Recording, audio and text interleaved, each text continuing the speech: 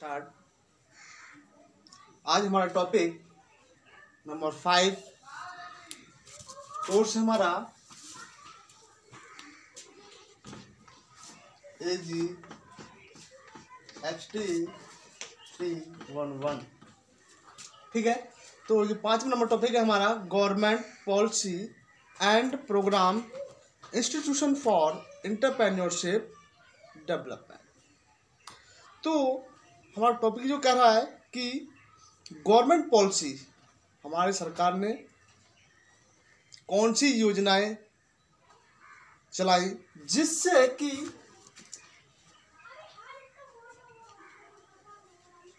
उद्यमिता को फायदा हुआ।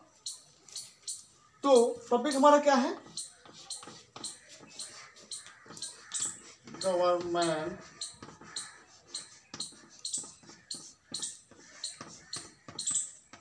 Policy and programme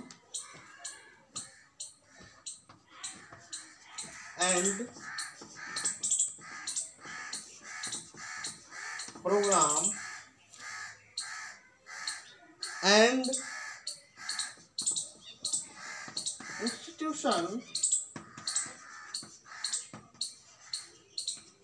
institution for entrepreneurship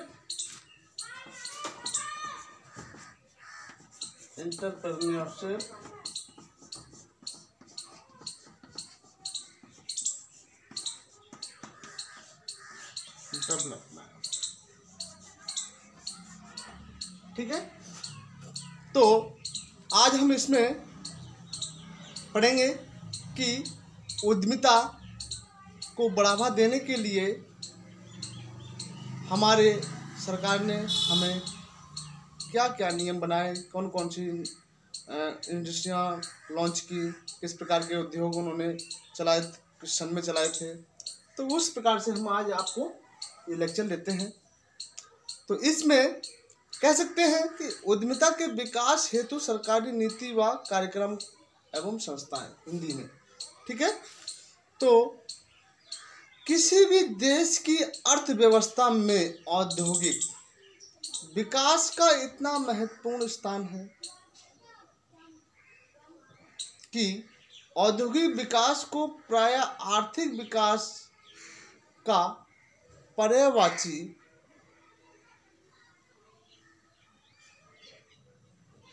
शब्द मानते हैं।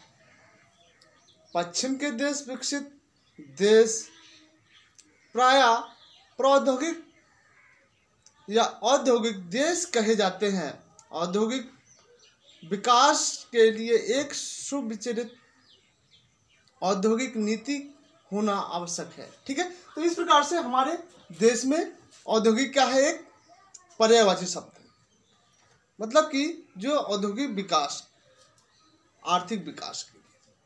तो इस प्रकार से हमारी जो भी जितनी भी नीतियां बनाई गई हैं उसके अकॉर्डिंग हमें चलना होता है। तो जैसे कि मान लीजिए कि इस आर्थिक संविधान के मोटे तौर पर हम 2 अंग होते हैं। इसके आर्थिक संविधान के 2 अंग होते हैं। जैसे कि मान लीजिए किसी समाज की चिंतन धारा को औद्योगिक समृद्धि स्वरूप निश्चित करती है। मान लीजिए कोई भी व्यक्ति अपने कार्य को किस प्रकार से कर सकता है। वो चाहता है कि अपने कार्य को अपने चिंतन, अपने योग बल के पर उस कार्य को करना औद्योगिक कहलाता है। दूसरा पॉइंट है कार्यान्वित करने का नियम। इसको कार्यान्वित करने वाले नियम तथा सिद्धांत जो कि नीति के पीछे निहित विचारधारा कि औद्योगिक का ठोस रूप होते हैं। अब दूसरा हमारा पॉइंट हो जाता है कि नीति नियम। जब तक नियम नहीं होगा तब तक हम कोई कार्य नहीं कर सकते। ये चिंतन,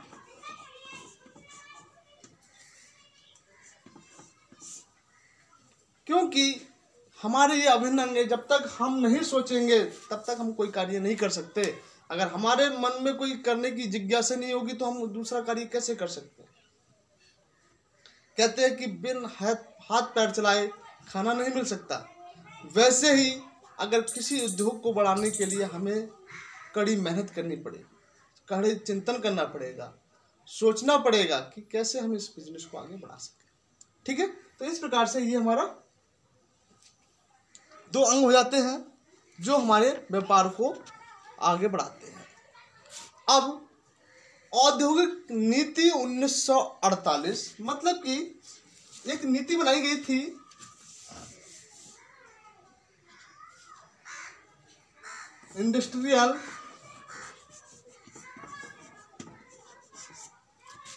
इंडस्ट्रियल पॉलिसी 1948 में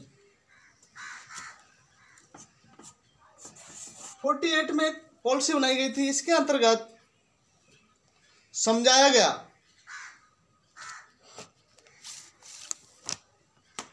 और बताया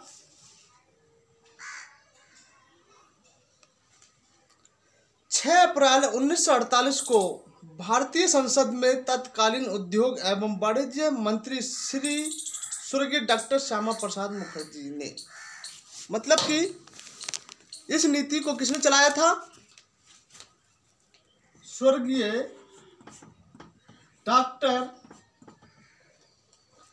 श्यामा प्रसाद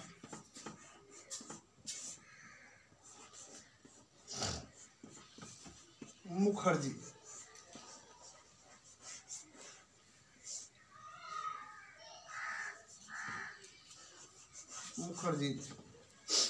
ठीक है, श्यामा प्रसाद मुखर्जी ने इसको प्रस्ताव पास किया, रखा कहाँ पे? संसद में। उसके बाद इसमें कई बड़े उद्योगों को शामिल किया गया, विभिन्न उद्योगों इसमें जोड़ दिए गए, जिसमें उस क्षेत्र को बढ़ावा मिला, हमारी औद्योगिक नीति को बढ़ावा मिला। जो प्रथम श्रेणी, द्वितीय श्रेणी और तृतीय और चतुर्थ श्रेणी में इनको रखा गया। तो प्रथम श्रेणी में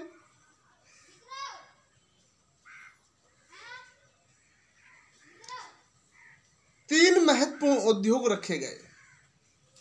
कितने? तीन महत्वपूर्ण उद्योग रखे गए, जो इस प्रकार है।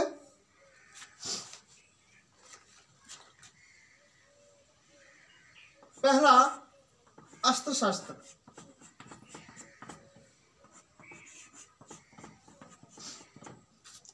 ठीक है। दूसरा है अणु शक्ति,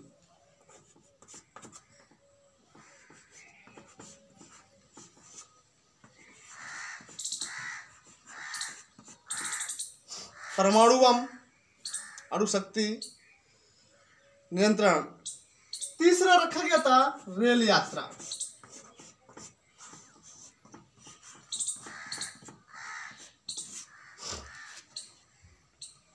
ठीक है, तो इस प्रकार से प्रथम श्रेणी का ही है, मतलब कि ये प्रथम श्रेणी थी।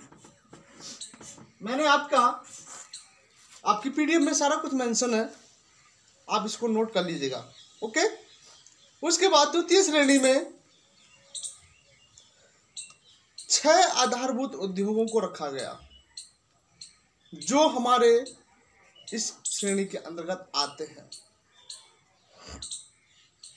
जैसे कोयला, लोहा, इस्पात, हवाई जहाज निर्माण, जलयान निर्माण, टेलीफोन, तार बेतार उपकरण बनाना और खनिज तेल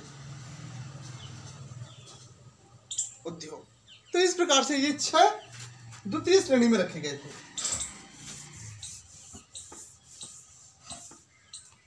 द्वितीय श्रेणी में भी रखे गए थे कितने? 6, मतलब कि 6 उद्योग। ठीक है, उसके बाद तृतीय श्रेणी आई हमारी।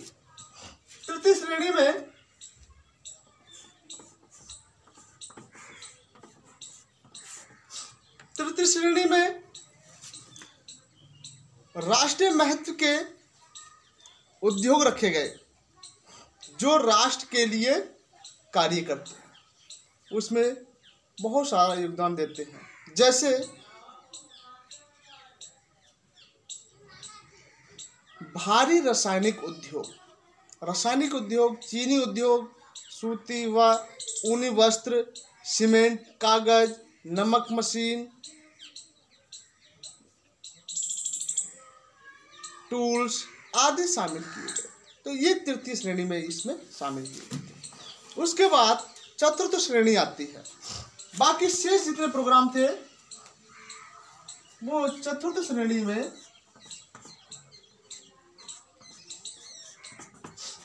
चतुर्थ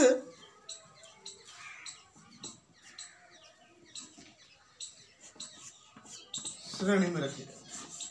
जितने की सारे जितने प्रोग्राम आते हैं उसमें सबको जोड़ दिया गया था।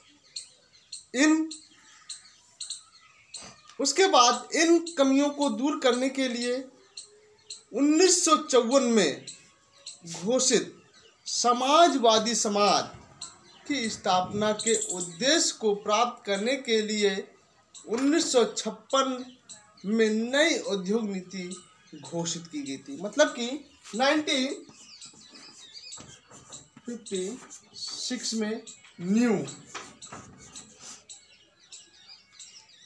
इंटरप्राइज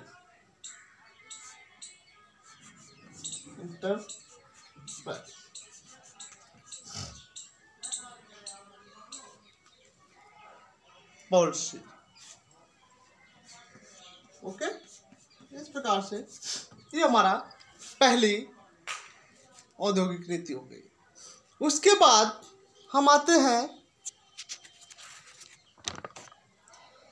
औद्योगिक नीति प्रस्ताव 1956, मतलब कि पॉलिसी नंबर 2।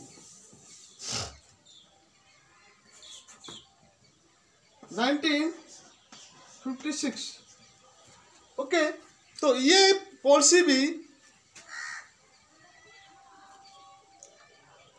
1956 में अप्रैल, मतलब कि 30 अप्रैल 1956 को स्वर्गीय प्रधानमंत्री पंडित जवाहरलाल नेहरू के द्वारा प्रस्तावित की गई थी। इसमें बहुत सारे उद्योगों को जोड़ा गया जो उस पर नियंत्रित कार्य करते हैं। इसमें 3 अनुसूची दी गई थी। प्रथम अनुसूची में 17 उद्योगों को जोड़ा गया, मतलब कि 17 कार्यों को इसमें सम्मिलित किया गया कि इस सूची में ये कार्य को वरीयता दी जाएगी।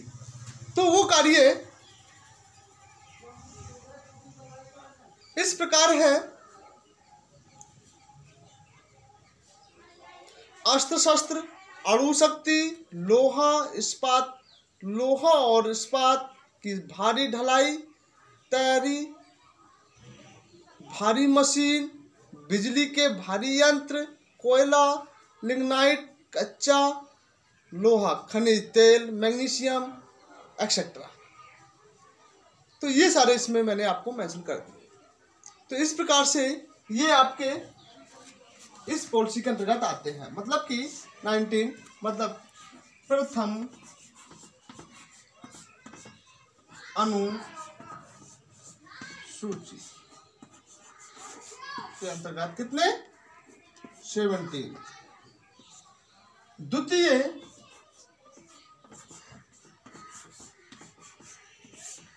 अनुसूची,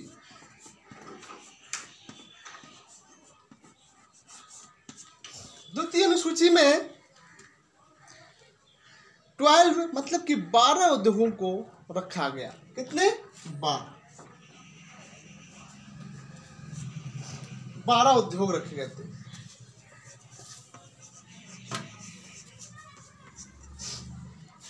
उसके बाद इसमें भी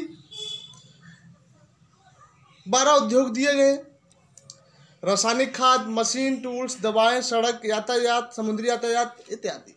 ओके, तो इस प्रकार से द्वितीय और तृतीय अनुसूची, तृतीय अनुसूची,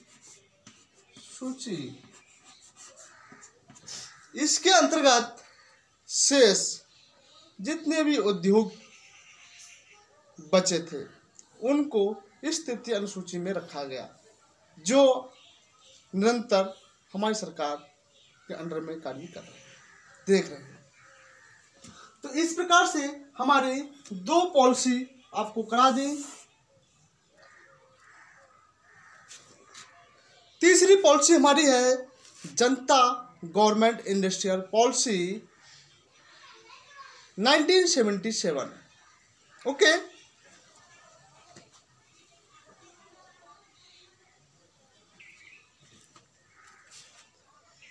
तो इसमें भी जनता सरकार में तत्कालीन उद्योग मंत्री जॉर्ज फर्नांडिस ने 23 दिसंबर 1977 को नई उद्योग नीति की घोषणा की। ठीक है, तो इस प्रकार से यह भी हमारी नीति, तृतीय नीति भी हमारी 1977। कौन सी? जनता गवर्नमेंट पॉलिसी।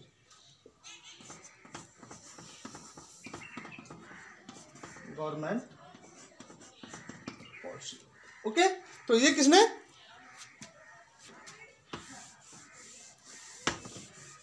जॉर्ज, उद्योग मंत्री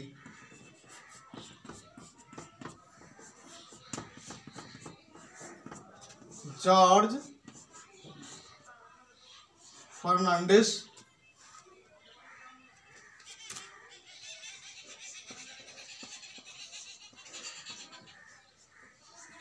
फर्नांडिस 23 दिसंबर मतलब कि 1977। ओके, तो इस प्रकार से ये तीसरी पॉलिसी होगी हमारी। तो आज हम नेक्स्ट लेक्चर में बताएंगे। आज तक इतना ही कई पॉलिसी रखी गई है।